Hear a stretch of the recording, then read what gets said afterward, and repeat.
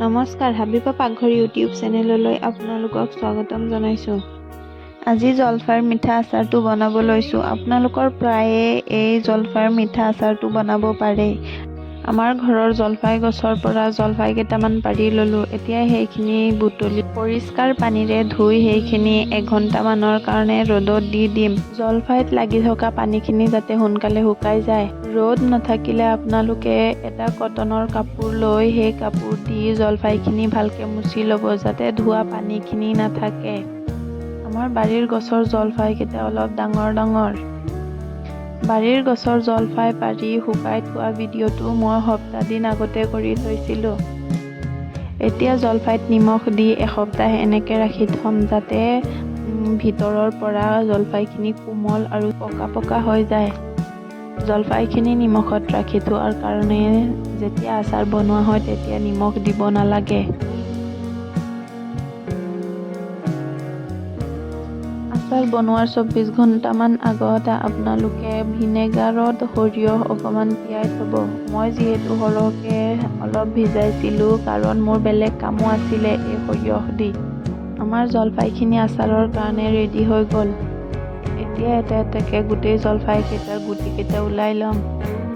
যেতিয়া জলফাইত নিমখ দিব তেতিয়াৰ পৰা 24 ঘণ্টা মূৰে এবাৰকে লৰাই দিব। তেতিয়া জলফাইখিনি আচাৰৰ কাৰণে অলপ সোনকালে ৰেডি হৈ যায়। এতিয়া আচাৰৰ কাৰণে মছলাটো বনাওঁ আহক। ইয়াৰ কাৰণে লৈ ল'ম 1 খিলাৰ হাফ তেজপাত, 1 চামুচ পাঁচফোৰণ, 1 চামুচ জৈন, 1.5 চামুচ মিঠাসচ, 1.5 চামুচ জিৰা আৰু 1.5 চামুচ গোটা ধনিয়া। আৰু লগতে লৈ ল'ম 2টা শুকান জলকীয়া। আপোনালোকে যদি জ্বলা বেছি বিচাৰে তেতিয়া জলকীয়া আৰু 2টামান বেছি লৈ ল'ব। এতিয়া গেছটো অন কৰি এটা কেৰাহী বহুৱাই গোটা মছলাকেইটা গৰম কৰি ল'ম। এই মছলাখিনি ভাজোতে গেছৰ ফ্লেমটো একেবাৰে কম ৰাখিব আৰু গেছৰ ফ্লেমটো বঢ়োৱা থাকিলে অলপ স্পীডত লৰাই দিব। কালাৰটো চেঞ্জ হোৱাৰ লগে আমি গেছৰ ফ্লেমটো অফ কৰি ল'ম আৰু এই মছলাখিনি অলপ সময় ৰাখি দিম যাতে ঠাণ্ডা হৈ যায়। এতিয়া গোটেই মছলাখিনি মিক্সিত দি হাফ গুড়ি কৰি ল'ম। এতিয়া গেছটো অন কৰি এটা কেৰাহী লৈ ল'ম। এতিয়া কেৰাহীটোত আধা কাপমান সৰিয়হৰ তেল দি দিম। এই মিঠা আচাৰটোৰ কাৰণে ইমান বেছি তেল নালাগে। তেলখিনি ভালকে গৰম হ'লে ইয়াতে দি দিম সামান্য পৰিমাণে পাঁচফোৰণ। পাঁচফোৰণখিনি দি গেছৰ ফ্লেমটো একেবাৰে কম কৰি দিম আৰু ইয়াতে দি দিম ৰেডি কৰি থোৱা জলফাইখিনি।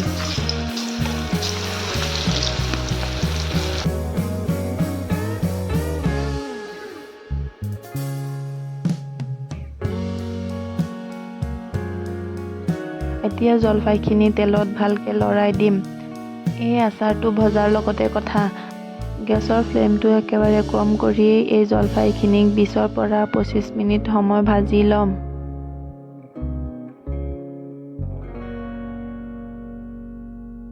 ভাজি কালাৰটো চেঞ্জ হোৱাৰ পিছত ইয়াতে দি দিম আগতে মিক্সিত গুড়ি কৰি থোৱা গোটা মছলাখিনি। এতিয়া মছলাখিনি ভালকে লৰাই দিম।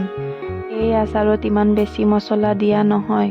বেছিকে মছলা দিলে জলফাইৰ ফ্লেভাৰটো গুচি যায়। আৰু ইয়াতে দি দিম 1 চামুচ হালধি গুড়ি।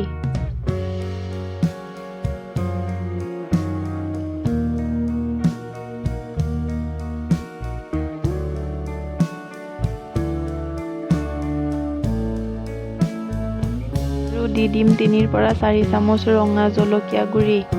এইখিনি ভালকে লৰাই দিম। যিহেতু মই এই আচাৰটো মিঠা আচাৰ বনাব লৈছোঁ সেইকাৰণে মই ইয়াত গুড় ব্যৱহাৰ কৰিছোঁ। আপোনালোকে বিচাৰিলে ইয়াত চেনিও ব্যৱহাৰ কৰিব পাৰে। এই গুড়খিনি মই সৰুকে কাটি লৈছোঁ যাতে সোনকালে গলি যায়।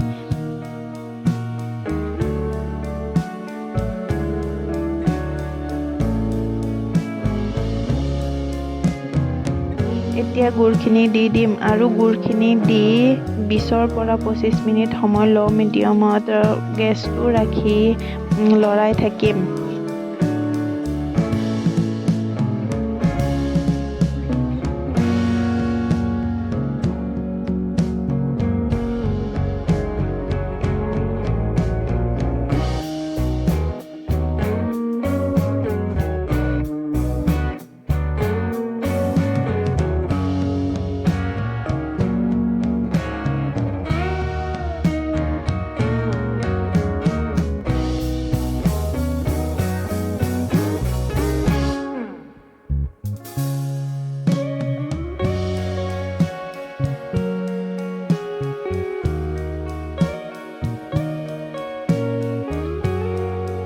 আমাৰ জলফাইৰ আচাৰ ৰেডি হৈ গ'ল। এতিয়া আপোনালোকে ছাৰ্ভ কৰিব পাৰে। আপোনালোকে গৰম গৰম খাই চাবচোন আৰু ঠাণ্ডা হ'লে খাই চাব।